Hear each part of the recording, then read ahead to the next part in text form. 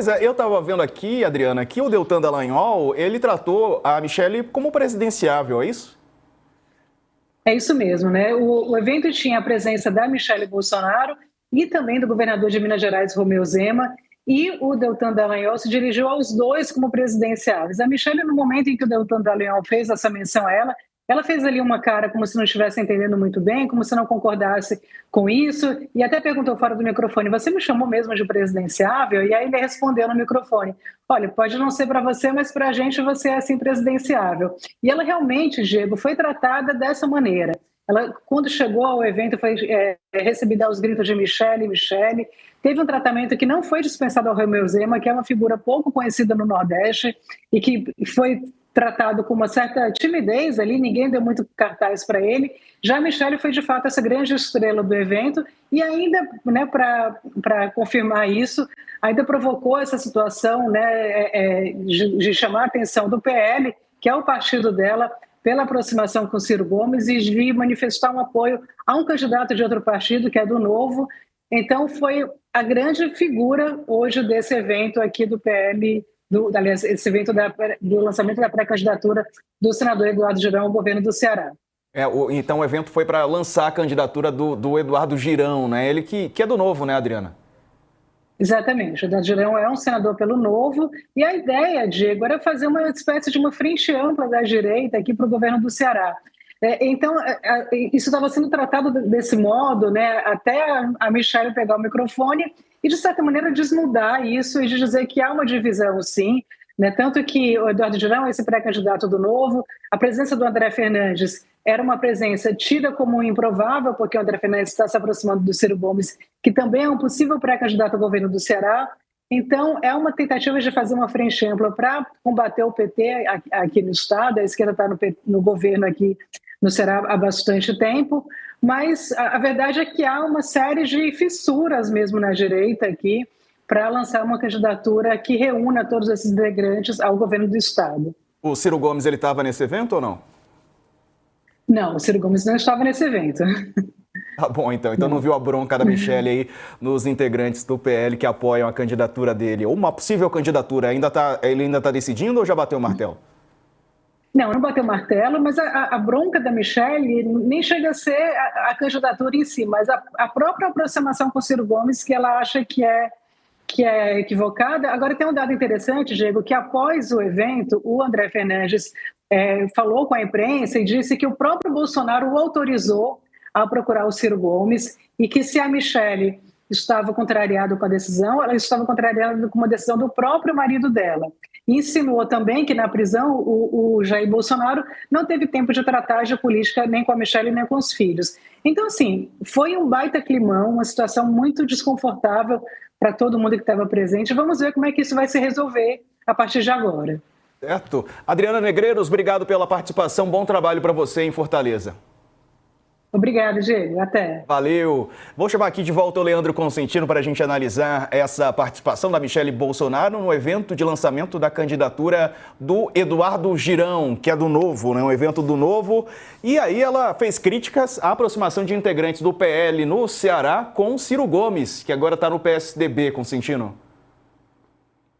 Diego, primeiro é verdade que Ciro Gomes é um desafeto antigo de Jair Bolsonaro, nunca dirigiu palavras elogiosas ao ex-presidente, mas é também verdade que dentro da configuração política hoje em que o Ceará está, no Ciro agora no PSDB, a questão toda dentro da direita ali lançando Eduardo Girão, a gente tem que tomar muito cuidado com as reprimendas que se faz em público, né? E acho que Michelle Bolsonaro ainda não colheu essa lição aí, por isso, né, ela mesmo estranha ser chamada de presidenciável, né? Alguém que ainda não sequer teve uma caminhada dentro da política institucional, com a exceção de ser primeira-dama, que isso não é cargo político, né? E aí ela basicamente mete os pés pelas mãos ao fazer essa crítica de forma mais pública, né? E aí sendo desautorizada por uma outra liderança partidária, dizendo que são, enfim, ordens ou são de alguma forma comandos aí que passaram pelo seu próprio marido aí, o Jair Bolsonaro. Então acho que tem uma dificuldade muito grande aí, como bem pontuou a Adriana aí, do ponto de vista da direita se entender primeiro para depois conseguir fazer um enfrentamento aí com outro campo. Então acho que isso é um microcosmo de um problema muito mais amplo que a gente vai assistir até o ano que vem, da direita conseguir sintonizar ali entre si, primeiro, o rumo ideológico do ponto de vista de que roupa ela vai aí nessas eleições de 2026, né? Se ela vai mais moderada ou se ela vai mais bolsonarista raiz, né? E o segundo ponto é tentar entender, do ponto de vista do xadrez aí eleitoral, quais são os nomes que vão caminhar em conjunto, quais são os nomes que de alguma forma atendem aos grupos como um todo. Acho que essa lição de casa que deveria ser feita entre os partidos ou dentro dos partidos intrapartidariamente, ela está sendo feita em público, está se lavando roupa suja fora de casa, como se diz, e isso só debilita o campo, só debilita, enfim, a própria direita aí, que vai ter cada vez mais dificuldades para se entender do ponto de vista dos estados e, consequentemente, do ponto de vista nacional também.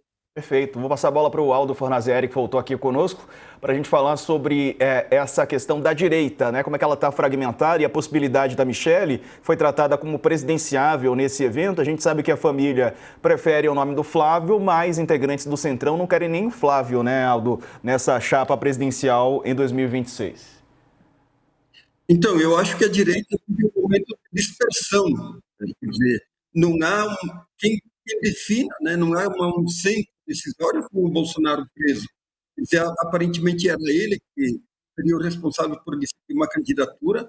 Havia uma expectativa de que fosse definida uma candidatura dele, particularmente indicando o Tarcísio e talvez com a Michelle. Essa questão permanece em suspenso. Eu continuo insistindo na tese que dificilmente o Tarcísio vai ser candidato, porque, quer dizer, é um problema lógico, né? Por que ele abriria mão de uma eleição quase certa para um processo muito duvidoso, muito incerto, muito indefinido, uma conjuntura muito difícil, sendo que o incumbente ele é candidato à reeleição.